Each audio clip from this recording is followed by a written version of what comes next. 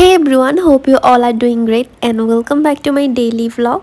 সেদিন সকালটা শুরু হয়েছিল খিচুড়ি ডিম আর পিওর ঘি দিয়ে। এটা আমার পছন্দের একটা খাবার। এরপর খাবার শেষে আমি কফি বানাতে গেলাম। সেদিন স্যারের একটা প্ল্যান হলো যে আমি ইউনিভার্সিটিতে যাব, মানে ইস্ট ওয়েস্ট ইউনিভার্সিটিতে। সেদিন উইন্টার ফেয়ার হচ্ছিল, তো প্ল্যান করলাম আমি যাবার সাথে যে ওই দিন যাব, কারণ বেশ কয়েকদিন হলো আমি বাইরে বের হই না, কোথাও ঘুরতে যাই না। দেখলাম অনেক জায়গায় এরকম ফেয়ার ফেস্ট চলছে, কিন্তু আমার কোথাও যাওয়া হচ্ছে না। তো এবার ভাবলাম যে যেহেতু ইউনিভার্সিটিতেই হচ্ছে, তো এটাই যাওয়া যায়। তো যেমন কথা তেমন কাজ, সকালে উঠেই ব্রেকফাস্ট করে কফি টফি খেয়ে রেডি হয়ে গেলাম। যেহেতু আগে থেকে প্রিপারেশন নেওয়া ছিল না, তাই আমার চুলে শ্যাম্পু ট্যাম্পুও করা ছিল না।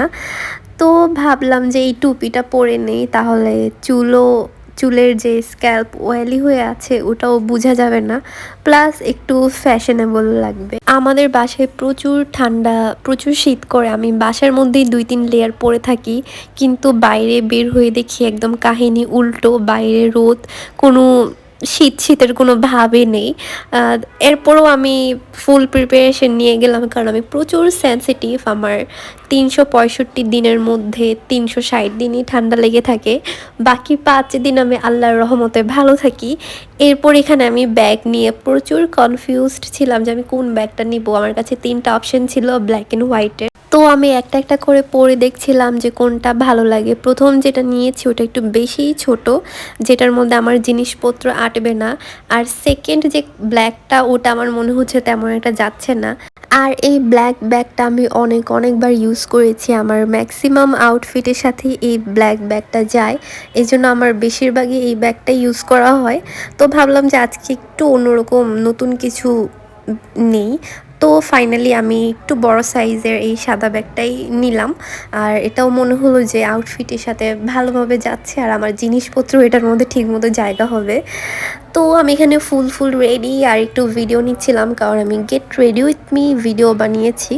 তারপরে বের হওয়ার আগে আমার জন্য যেটা একদম ম্যান্ডেটরি একটা কাজ, সেটা হচ্ছে মিররের সামনে কিছু ভিডিও করা। তো আমি এটাও করে নিলাম। এরপরে আমি বের হয়ে গেলাম। আর এখানে লিফটের সামনে আমি ওয়েট করেছিলাম, আর ভাবলাম যে আরও কিছু ভিডিও নেওয়া যাক। তারপরে আমি এখানে বাস থেকে নামলাম রামপুরায়। নেমে দেখলাম এখানে একটা ফুটওভার ব্রিজ হয়েছে। ও মাই গড, যে যখন আমরা ছিলাম তখন এরকম কিছুই হয় না। যখন বের হয়ে যাই, যখন এই রাস্তা দিয়ে আর আসা হবে না, তখন সব কিছু হয়। তারপরে ভার্সিটিতে গেলাম, যাওয়ার পর দেখলাম খুব সুন্দরভাবে ডেকোর করেছে। তো প্রথমে একটু ক্যাফেতে গেলাম, যাওয়ার পর একটা কিউট বিল্লাকে দেখলাম যে কিনা একদম ফুল দমে ইগনোর করে চলে গিয়েছে। তারপর একটু চা নিলাম, যেই চাটা একদম, আমি জানি চাটা মানে দুনিয়াতে যত ধরনের বাজে চা আছে তার মধ্যে একটা হচ্ছে এখানের চা। এরপরও কেন যেন এখানে এসে আমার চাই খেতে মন চায়। তারপর কিছুক্ষণ ক্যাফেতে বসার পর আমরা মেলার দিকে গেলাম। যাওয়ার পর দেখলাম যে মোটামুটি ওখানে ভিড় আছে, আর মেলাতে ভিড় হবে এটাই স্বাভাবিক। তো ভিতরে ঢুকলাম। কতদিন পর আমি এই জায়গাটাতে এসেছি। জুনে আমার গ্র্যাজুয়েশন কমপ্লিট হয়েছিল, এরপর আমি আর এখানে আসিনি। যেদিন আমার ফাইনাল এক্সাম ছিল ওই দিনে আমি লাস্ট এখানে এসেছি, আর একবারও এখানে আমি উকিও দিইনি। সেই জুনের পর ডিসেম্বরে ফার্স্ট এখানে আমার আসা, কিন্তু আমার কাছে মনে হচ্ছিল যে সেই 2 দিন আগেই তো মাত্র এসেছিলাম। তারপরে স্টল ঘোরা শুরু করলাম। তো এই স্টলটা আমার চোখে পড়েছে, যেখানে জিনিসপত্র আমার কাছে ভালো লেগেছে। তো এখান থেকে আমি একটা ইয়াররিংস কিনেছিলাম।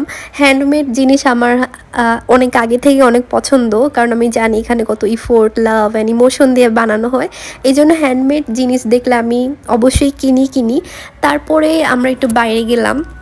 বাইরে আসার কারণটা ছিল ফুচকা খাওয়া। মানে আমি যখন এখানে পড়তাম তখন সবসময় একটা ফুচকা মামা থেকে সবসময় ফুচকা খেতাম। সেটা হচ্ছে এটা মামা ভেলপুরি। এটা অনেক ভাইরালও হয়েছিল ইন্টারনেটে। তো এটা অনেকক্ষণ খোঁজার পর খুঁজে পেলাম। এটা প্রথম দিকেই ছিল, কিন্তু আমরা হাঁটতে অনেক দূরে চলে গিয়েছিলাম কথা বলতে। তারপর এখানে এসে আমরা ফুচকা অর্ডার দিলাম, আর সেই সাথে কিছু গোল্ডেন আওয়ারে কিছু সুন্দর ভিডিও নিলাম। তারপর আমাদের পছন্দের ফুচকা চলে আসলো। আর এরপরে খাওয়ার পর আমাদের অনেক ঝাল লেগেছে। দেন আবার ইউনিভার্সিটিতে গিয়ে পানি রিফিল করে পানি খেলাম। তারপরে আবার একটু ফেয়ারে ঢুকলাম, কারণ তখন ভিড়ের কারণে তেমন কিছু দেখতে পাইনি।